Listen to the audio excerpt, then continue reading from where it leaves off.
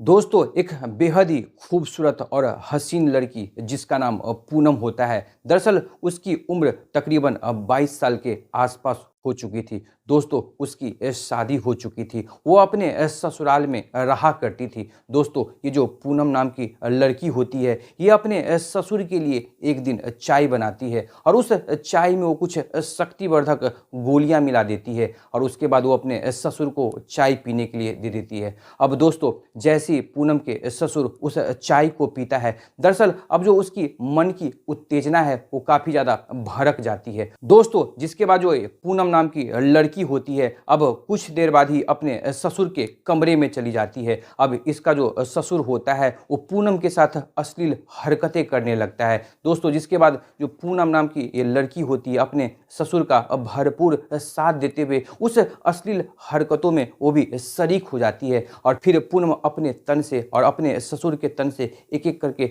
कपड़ा उतारना शुरू कर देती है। दोस्तों अगले ही पल में जो पूनम का ससुर होता है, जैसे ही पूनम के बड़े बड़े नितंब को, उसके बड़े बड़े वक्ष स्थल को देखता है, उसके गोरे बदन को देखता है, उस पर काफ़ी ज़्यादा मोहित हो जाता है और उसके साथ शारीरिक संबंध बनाना शुरू कर देता है। दोस्तों पूनम और पूनम के ससुर आपस में 2 घंटे तक एक दूसरे के साथ काफ़ी जबरन तरीके से संबंध बनाते हैं, जिससे कि पूनम की हालत खराब हो जाती है। दोस्तों जिसके बाद पूनम का ससुर थक जाता है और फिर थक हार कर पूनम के बगल में ही लेट जाता है। दोस्तों ये जो सिलसिला है अब आगे इसी तरीके से जारी रहता है, लेकिन तकरीबन 1 महीने के बाद जो पूनम नाम की एक लड़की होती है वो अपने ससुर के साथ कुछ ऐसा कांड कर देती है जिसे आप भी सुनकर आपके भी रोंगटे खड़े हो जाएंगे। तो बस दोस्तों इस कहानी में आप हमारे साथ अंत तक जरूर बने रहें। यकीन मानिए जब ये आप पूरा कहानी सुनेंगे तो आपके भी पैरों तले जमीन खिसक जाएगी,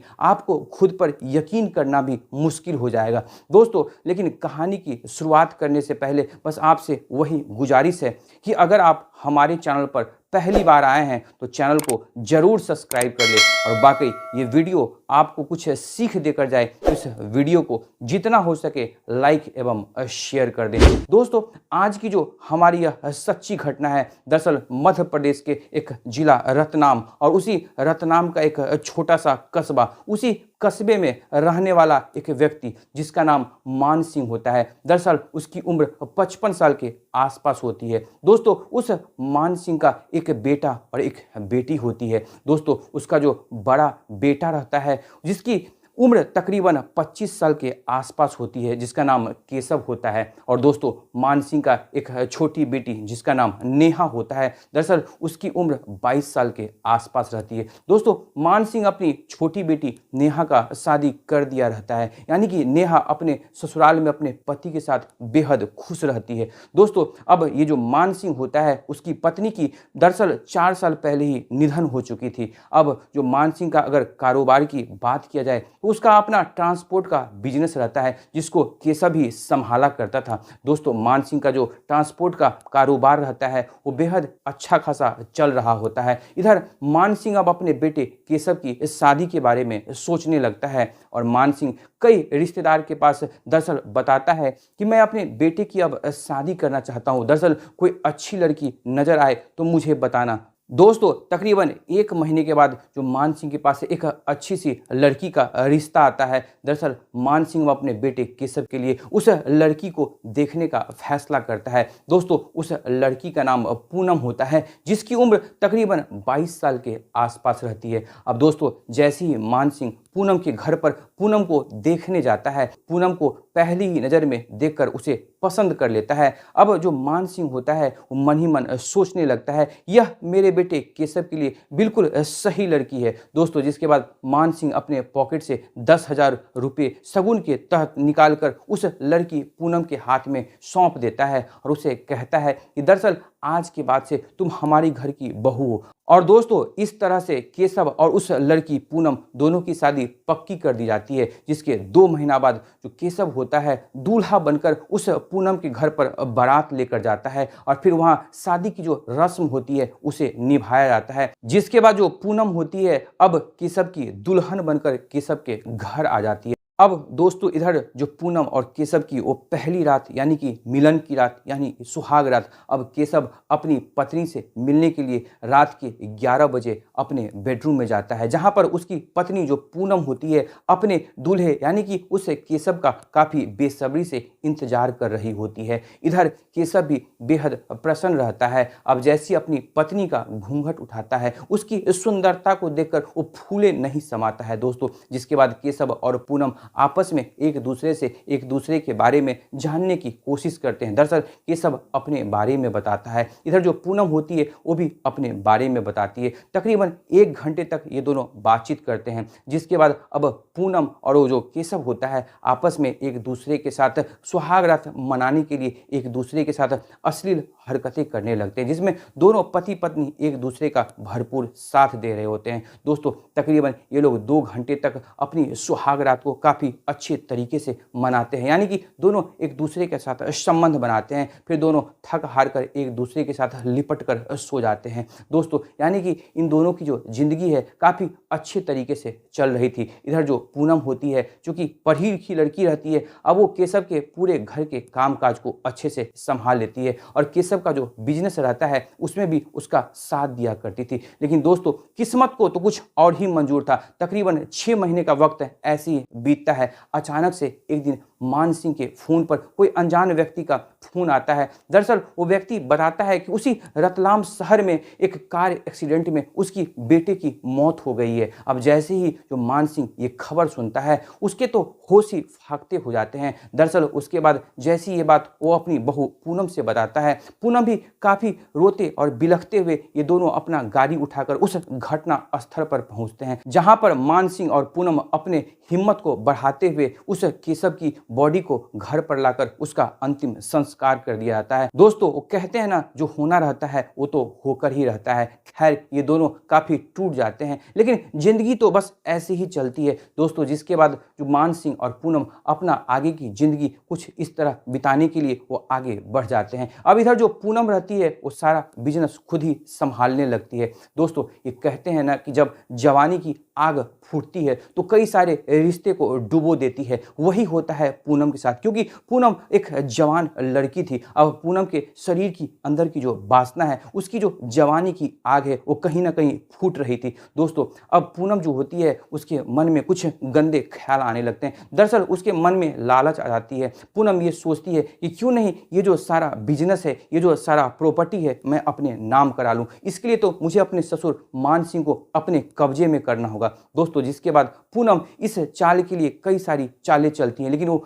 हमेशा नाकामयाब होती थी। फिर वो एक ऐसा प्लानिंग करती है जो वाकई रिश्ते को शर्मसार करने वाली होती है। दरअसल पूनम एक दिन बाथरूम में नहा रही थी, वो जानबूझकर अपना तौलिया बाथरूम के बाहर ही रख देती है, जिसके बाद वो जानबूझकर अपने ससुर को आवाज़ लगाती है और कहती है कि मेरा तौलिया दरअसल बाहर ही छूट गया। दोस्तों जिसके बाद उसका ससुर मान सिंह होता है वो बाहर से तौलिया उठाकर जैसे ही बाथरूम के पास जाता है, बाथरूम पहले से ही खुला हुआ रहता है। अब जैसे ही मान सिंह की नज़र अपनी बहू पूनम पे पड़ती है, वो देखता है कि कैसे उसकी बहू बिल्कुल निर्वस्त्र हालात में बाथरूम के अंदर खड़ी रहती है। दोस्तों जैसे ही मान सिंह की नज़र पूनम पे पड़ती है, पूनम हल्की सी मुस्कुराते हुए उसके हाथ से तौलिया छीन लेती है और बाथरूम का दरवाज़ा बंद कर देती है। जिसके बाद जो मान सिंह होता है उसके दिमाग पर ये बात इतनी असर कर जाती है कि अब मान सिंह काफ़ी सोचने लगता है। इधर जो पूनम होती है अब बाथरूम से तौलिया लपेटकर वापस अपने कमरे में आती है। दोस्तों जिसके बाद मान सिंह के दिमाग में बस अपनी बहू की